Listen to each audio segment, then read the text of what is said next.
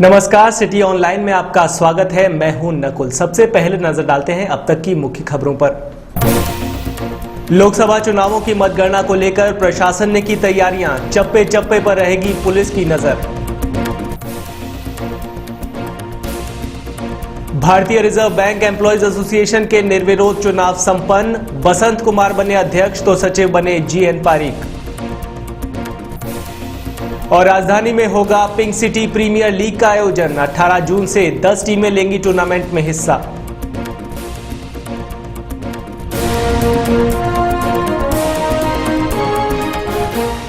और अब खबरें विस्तार से। लोकसभा चुनाव की मतगणना को लेकर सुरक्षा व्यवस्था चाक चौबंद की जाएगी। वहीं चप्पे चप्पे पर पुलिस के जवान तैनात किए जाएंगे। कॉमर्स कॉलेज और राजस्थान कॉलेज में मतगणना होगी। पुलिस अधिकारियों के मुताबिक मतगणना के समय गांधी सर्कल से बजाज नगर तक वाहनों का प्रवेश निषेध रहेगा और बीएसएफ के अलावा कमिश्नरेट के पुलिस अधिकारी और जवान सुरक्षा में तैनात रहेंगे।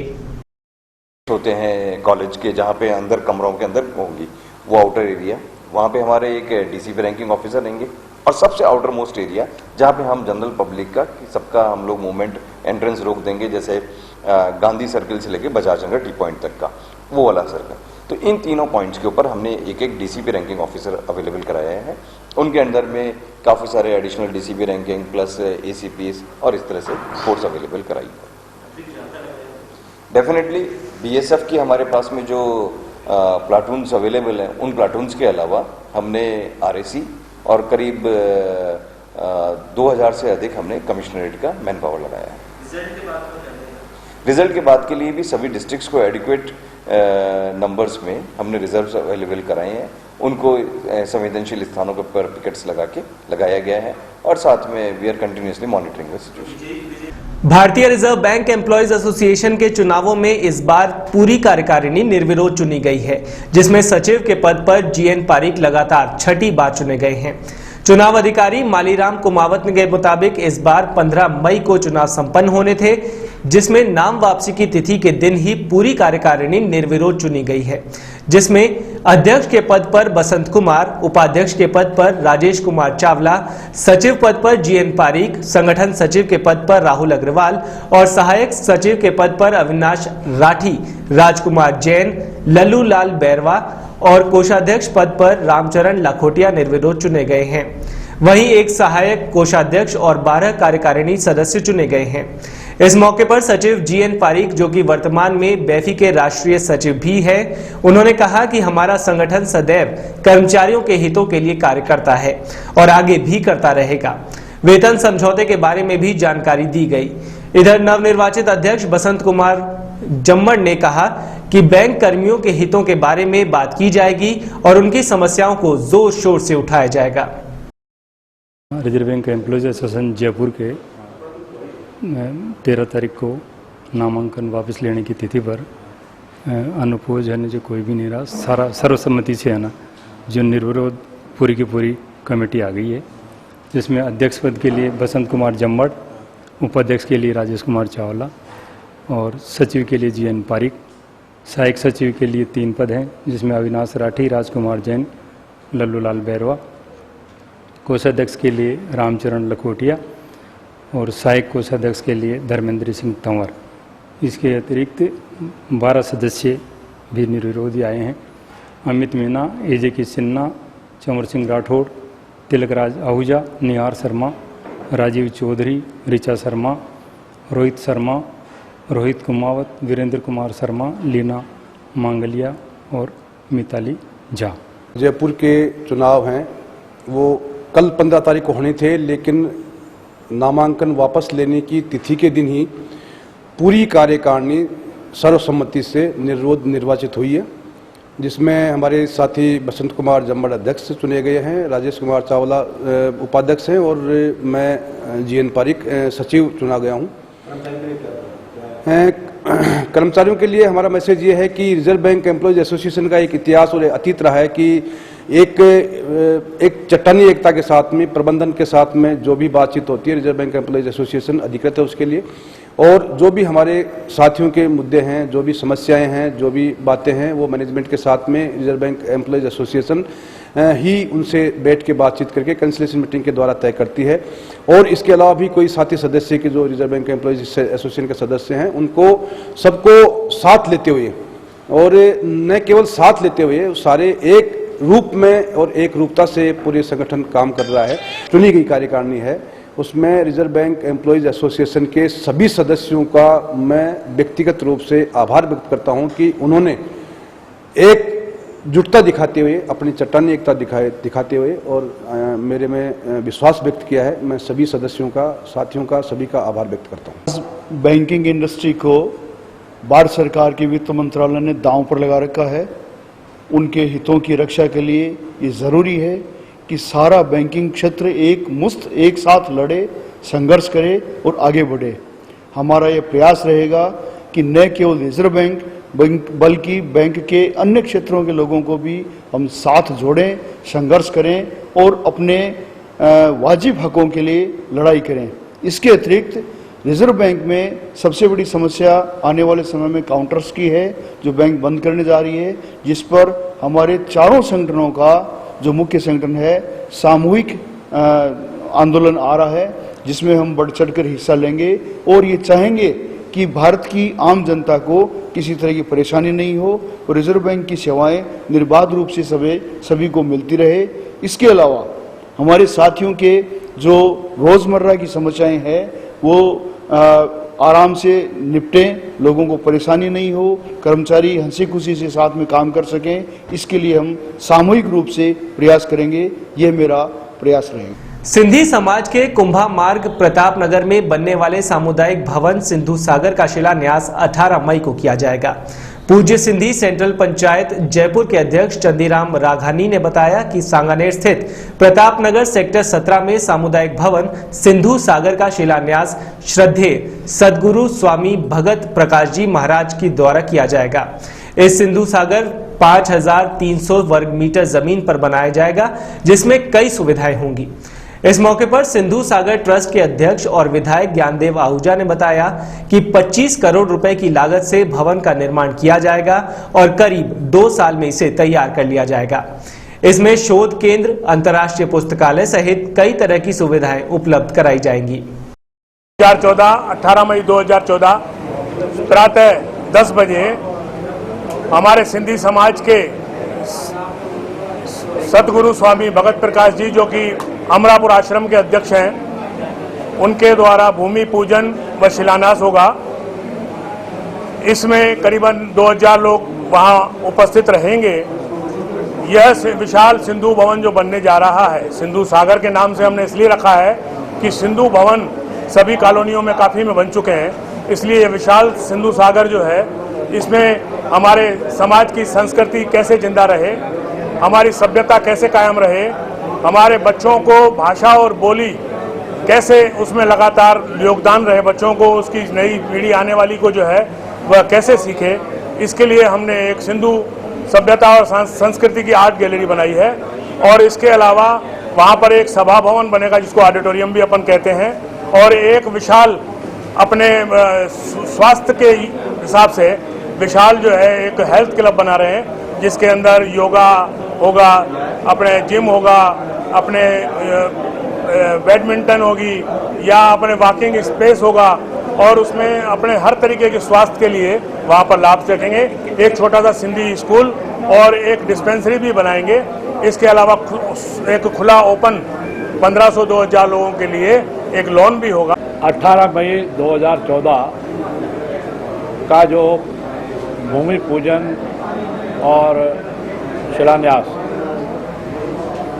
महंत भगत प्रकाश जी जो गद्दी नशीन हैं, अमरापुर दरबार के साईं टेवराम जी के उस प्रेम मंडलाचार्य जो श्री 1008 के नाम से प्रसिद्ध है, उनके द्वारा शिलान्यास और पूजन यह श्री चंद्रराम जी ने आपको जानकारी दी है। और प्रारंभ में इस भवन में क्या क्या होगा, जिमखाना होगा, आर्ट गैलरी होगी, कॉन्फ्रेंस हॉल होगा, और इसमें आरोग्य के लिए योग और व्यायाम से संबंधित भी होगा। बाकी सब जो डिस्पेंसरी स्कूल का भी जानकारी दी। मैंने जो आप लोगों को पूर्व में जानकारी दी है, यह अभी 20 या 25 करोड़ का, क्योंकि 20 करोड़ का हमने जो लक्ष्य तय किया वो बढ़ते बढ़ते महंगाई के हिसाब से कहीं 20 का 25 करोड़ तक जा सकता है, क्योंकि ये कहावत है कि शादी करके देखें मकान बना के देखें। तो निर्माण कार्य में जब समय लगता है तो थोड़ा पैसा भी लगता है, तो 20-25 करोड़ का, लेकिन आगे जाकर के ये 200-400, 500, 1000 करोड़ का भी होगा। वो इस प्रकार से कि जैसी जानकारी आपको मैंने दी, इस सामुदायिक केंद्र को केंद्र बना करके यहाँ पर एक ऑफिस, एक कार्यालय होगा, इंटरनेशनल लेवल का पुस्तकालय जो सिंधी भाषा, सिंधी लिपि, सिंधी सभ्यता से संबंध होगा। वो विश्व स्तर की पुस्तकें हम लोग एकत्रित कर रहे हैं, चाहे देश में, प्रदेश में, कहीं भी। इसी प्रकार से एक रिसर्च सेंटर होगा, शोध केंद्र होगा, जो सिंधु संस्कृति, सिंधु सभ्यता, भाषा और बोली, इस सब के बारे में, व्याकरणीय भाषा, भाषा मतलब व्याकरणीय भाषा, हमारी देवनागरी लिपि या अरबी लिपि संबंध में एक शोध केंद्र होगा। और तीसरा होगा इसमें इंटरनेशनल पुस्तकालय, सिंधु विश्वविद्यालय, इंटरनेशनल पुस्तकालय और रिसर्च सेंटर। सुरक्षित मातृत्व और मां को समर्पित मेगा म्यूजिकल शो मां तुझे सलाम में बॉलीवुड सिंगर रविंद्र उपाध्याय और सारेगामा लिटिल चैंप के विनर अजमत हुसैन अपनी प्रस्तुतियां देंगे। राजधानी में मदर्स डे के उपलक्ष्य में सेव द चिल्ड्रन संस्था की ओर से मातृत्व उत्सव का आयोजन किया जा रहा है। इसी कार्यक्रम की श्रृंखला में 18 मई को महाराणा प्रताप सभागार में मेगा म्यूजिकल शो और डांस शो का आयोजन किया जाएगा। म्यूजिकल शो के दौरान शहरवासियों को रविंद्र उपाध्याय और अजमत की जुगलबंदी देखने को मिलेगी। दोनों कलाकार अपनी धमाकेदार प्रस्तुति से सुरक्षित मातृत्व के प्रति लोगों को जागरूक करेंगे। इस मौके पर फ्यूजन डांस ग्रुप के लाइव परफॉर्मेंस भी होगी। कार्यक्रम संयोजक हेमंत आचार्य ने बताया कि कार्यक्रम का उद्देश्य सुरक्षित मातृत्व के प्रति लोगों को जागरूक करना है, जिससे प्रसव के दौरान दम तोड़ती माताओं को बचाया जा सके। वहीं बॉलीवुड सिंगर रविंद्र उपाध्याय ने बताया कि मां तुझे सलाम कार्यक्रम से जुड़कर बेहद खुशी है। समाज में जागरूकता लाने के लिए कई माध्यमों का सहारा लिया जाता है और कला और कलाकारों की इसमें अहम भूमिका होती है। हम अपने प्रदेश के कुछ कर सकें, किसी भी माध्यम से मां और बच्चों को बचा सकें, ये मेरे लिए गर्व की बात होगी। Save the children, Indian institute of management research और जियोनी की ओर से हम 18 मई को प्रताप सभागार में माँ तुझे सलाम नाम से कार्यक्रम करने जा रहे हैं। प्रदेश में मातृत्व सुरक्षा या सुरक्षित मातृत्व को बढ़ावा देने के लिए, माँ के प्रति अपना सम्मान देने के लिए हम एक बड़ा आयोजन करने जा रहे हैं। ये बहुत बड़ा एक म्यूजिकल शो होगा, डांस और म्यूजिकल शो। उसमें हमारे साथ में रविंद्र उपाध्याय होंगे, अजमत हुसैन होंगे और फ्यूजन डांस ग्रुप की परफॉर्मेंस होगी। हमारी कोशिश है कि प्रदेश में माताओं के प्रति हम अपना सम्मान व्यक्त करें, हम मातृ मृत्यु दर को कम करने के लिए अपने प्रयास करें और लोगों में सुरक्षित मातृत्व के प्रति जागरूकता लाने के लिए हम ये संदेश घर घर तक पहुंचाएं कि इंस्टीट्यूशनल डिलीवरी बहुत ज़रूरी है। हर गांव में स्वास्थ्य कार्यकर्ताओं की पहुंच हो, हर माँ को सुरक्षित प्रसव की सुविधाएं राज्य में मिले। इसी प्रयास को लेकर हम ये मेगा म्यूजिकल इवेंट कर रहे हैं। इसमें आप सभी का सहयोग चाहिए और आप सभी लोग सादर आमंत्रित हैं इस कॉज में, जिसको सेव द चिल्ड्रन और जियोनी और संस्कृति संस्था सभी लोग मिलकर एक मंच तक लाने की कोशिश कर रहे हैं। असल में हम कलाकार हमेशा, खासकर मैं तो अपनी बात करूंगा कि हम लोग हमेशा ये चाहते हैं कि कुछ ये सारी दौड़ भाग जो कमर्शियल है, जो पैसे से जुड़ी हुई है, उस सब को छोड़ के कुछ ऐसा करें, स्वांतः सुखाय कहना चाहिए, जिससे अपने आप को सुख मिले, हमें सुख मिले। ऐसा करने के लिए तो बहुत कम ऐसे मौके हम लोगों को मिलते हैं जब किसी एक अच्छे कॉज के लिए हम लोग निस्वार्थ होके, जहाँ कोई स्वार्थ ना हो, कोई रुपए पैसे का लेन देन ना हो, जहाँ कहीं किसी के एटीट्यूड्स अटके हुए ना हो, बस निस्वार्थ होकर काम करें। और माँ के लिए अगर ऐसा कुछ करने का मौका मिले तो आई थिंक वो बहुत ही सौभाग्य का विषय है मेरे लिए भी। और जयपुर में अगर कोई इस तरह की एक्टिविटी है जहाँ पर मुझे मौका मिल रहा है तो मेरे लिए सबसे इम्पॉर्टेंट होती है। मैं हमेशा कोशिश करता हूँ कि जयपुर में उन सब एक्टिविटीज से जुड़ता रहूँ और जहाँ पर कुछ समाज के लिए कुछ करने का हम लोगों को, हम कलाकारों को अपनी कला के माध्यम से करने का कुछ मौका मिले, तो यहाँ पे अपनी कला को मैं इस बार 18 तारीख को माँ को समर्पित करूँगा। कोशिश करूँगा कि मैं अपनी माँ को ही नहीं, उन सब माँओं को जिनकी वजह से आज हम लोग अपना सिर उठा के यहाँ पर बैठे हुए हैं और अपने आप को गौरवान्वित महसूस करते हैं। उन्हीं का दिया हुआ, उन्हीं की मिट्टी से हम लोग बने हैं। तो इस मौके पे मैं कोशिश करूँगा कि 18 को आप सब लोगों को एक अच्छी मेमोरेबल परफॉर्मेंस दूँ, जिसमें आप लोगों को कुछ अच्छी प्यारी चीज़ें सुनने को मिले। अजमत भी होगा मेरे साथ में, तो हम दोनों मिलकर कोशिश करेंगे कि बहुत अच्छे प्यारे गाने आपको सुनाएं। और सेव द चिल्ड्रन की इस इनिशिएटिव को हम लोग पूरी तरह सपोर्ट करते हैं और इसी सपोर्ट को एक्सटेंड कर रहे हैं हम लोग इस प्रोग्राम के माध्यम से। आप सभी जो लोग मुझे देख रहे हैं या जो मुझे सुन रहे हैं, आप सबसे मैं यही चाहूँगा कि आप लोग 18 को इकट्ठा हों, एक साथ इस कॉज को सपोर्ट। शहर के मंदिरों में बुधवार को पीपल पूर्णिमा से यात्राओं का दौर शुरू हुआ। 1 माह तक चलने वाले उत्सव में ठाकुर जी को जल यात्रा करवाई जा रही है। आराध्य देव गोविंद देव जी मंदिर के दरबार में ठाकुर जी को फव्वारों से ठंडक प्रदान की गई। मंदिर सेवा अधिकारी के अनुसार इस दौरान ठाकुर श्री जी के फूल सेवा, श्रृंगार, दर्शन आदि के विशेष आयोजन किए गए। जल यात्रा महोत्सव के तहत मध्याह्न ग्वाल झांकी सहित विशेष झांकी दर्शन भक्तों को कराए गए। इस दौरान दूध, देसी घी, शहद, केसर, गुलाब, केवड़ा, इत्र आदि से भगवान की सेवा की गई। मंदिरों में भगवान को श्रीखंड, रबड़ी, सत्तू, तरबूज, खरबूज, आम तथा शीतल पकवानों से आगवानी की गई। गोविंद देव जी मंदिर में जल यात्रा झांकी आयोजित की गई। प्रवक्ता मानस गोस्वामी ने बताया कि ज्येष्ठ कृष्ण पंचमी, ज्येष्ठ कृष्ण दशमी को भी जल यात्रा होगी। ज्येष्ठ कृष्ण एकादशी और ज्येष्ठ शुक्ल पक्ष एकादशी को मात्र ग्वाल झांकी में जल यात्रा झांकी सजेगी।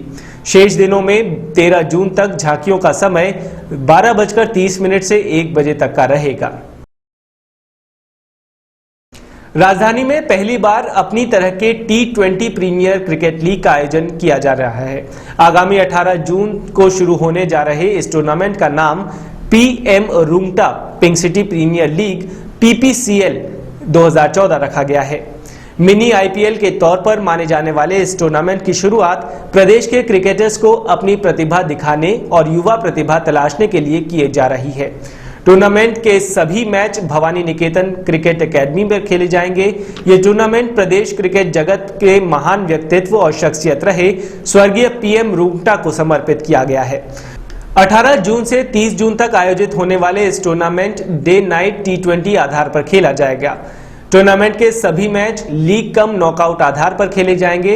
इस टूर्नामेंट के सभी 26 क्रिकेट मैचों में ब्लैक साइड स्क्रीन के साथ सफेद लेदर बॉल की गेंद का उपयोग किया जाएगा। आयोजन से जुड़े पदाधिकारियों के मुताबिक इस आयोजन में नाहरगढ़ और जयगढ़ नाम से 2 पूल बनाए गए हैं। दोनों पूल में 5-5 टीमें रखी गई हैं। इन टीमों के नाम भी राजस्थानी परंपरा के आधार पर रखे गए हैं। टीमों के नाम लश्कर, बुर्ज, रजवाड़ा, रणभेरी, विरासत, रिसाला, जयबाण, मानगार्ड, सूर्यवंशी और रणबांकुरे रखे गए हैं। इस टूर्नामेंट की टीमों का ओपन ऑक्शन किया जाएगा, जिसकी न्यूनतम राशि 3 लाख रुपए रखी गई है। हर टीम की सर्वाधिक बोली लगाने वाले व्यक्ति को अपनी टीम पर 1 वर्ष का अधिकार रहेगा। का आपको सब डिटेल अभी अनंत ने बताई और डिटेल आप अनंत से पूछ लें। इसमें ऑक्शन होगा। 3 लाख मिनिमम प्राइस रखी गई है एक टीम की। 3 लाख के ऊपर जो भी ऑक्शन प्राइस आएगी उसमें ये बेची जाएगी टीमें। जो भी स्पॉन्सर्स इनको लेना चाहते हैं उनको कुछ एंटाइटलमेंट्स होंगे जो कि ऑलरेडी बताया गया है और आपको डिटेल चाहिए तो पूरा लिटरेचर आपको दे दिया जाएगा, जिससे कि आपको पता रहे कि भाई किस तरह से स्पॉन्सर्स को इसका एडवांटेज मिलेगा।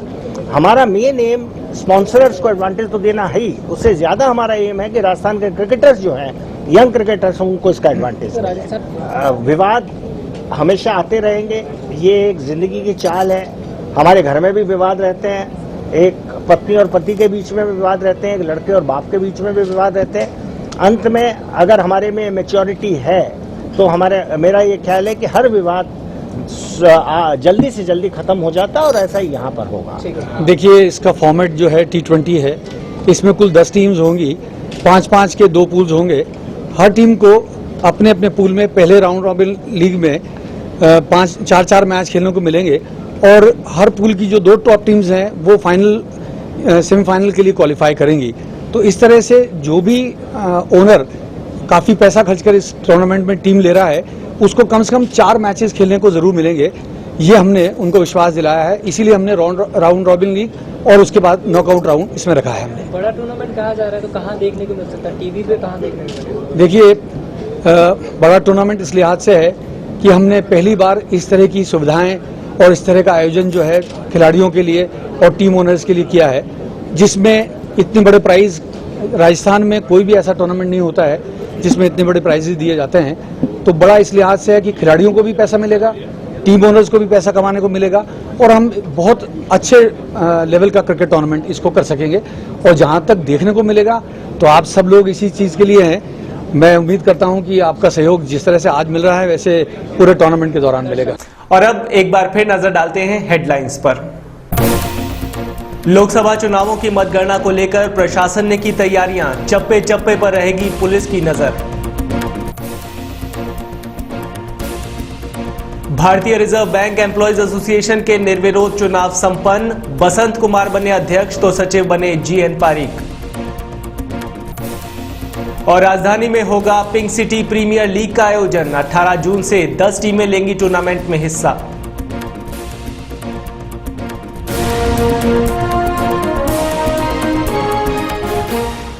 फिलहाल बुलेटिन में इतना ही। शहर भर की ताजा खबरों के लिए देखते रहिए सिटी आई।